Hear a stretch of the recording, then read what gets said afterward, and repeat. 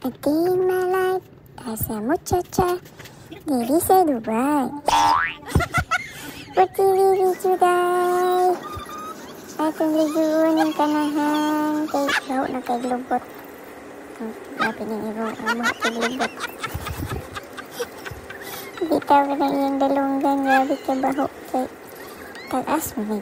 Kanina klase nga aso kay tagas dalunggan. Tapos talira kayo mabaho ilang kilid kay mabasa man permi kung sangyat man sa yuta.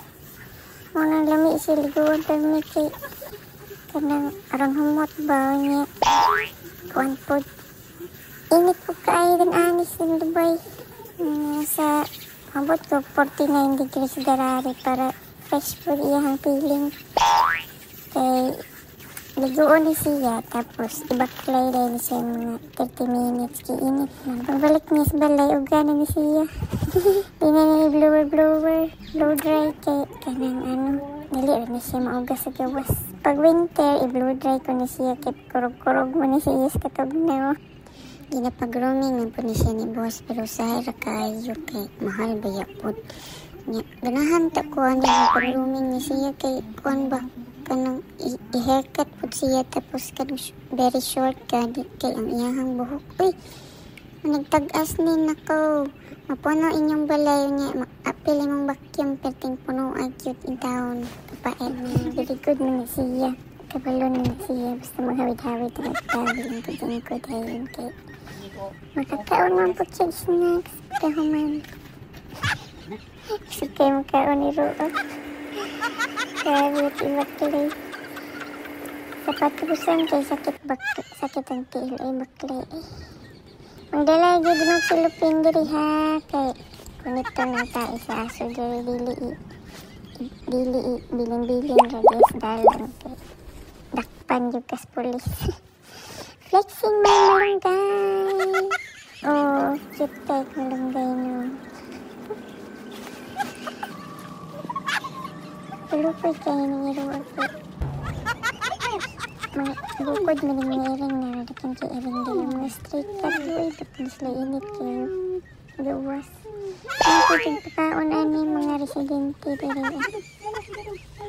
Laaway kayo ng iro. Laaway na pagkakayo ba? Lukoy.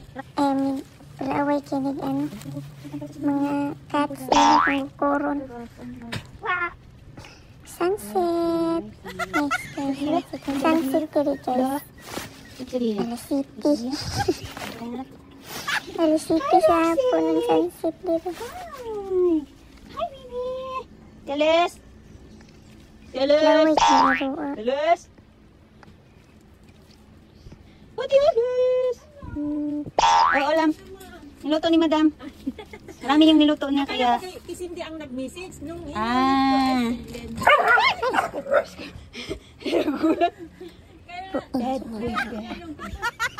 Laway ka ayo. Yung itong awayon si Roxy may gani kay na ay gate. Naka-close ang gate kay. Gobit pala away ng aso. Hindi kay kung anong iktusan. Tanawa diba dry na siya. Oh. Dry na siya. Habit niya. Gamay na lang kulang. Dry na ang kulukoy. Ulit nami. Agi-agi sa mga balay na daghan kayo nagpa-construction. Halos balay ka nandoon nagpa-construction. O dyan agi ang kanahan o. Kaya sulod sa balay kay aircon man ito sulod sa balay. Diya siya na siya tamang is na hindi sa tubig. May ilis siya ang iyan namin. Ang hapon.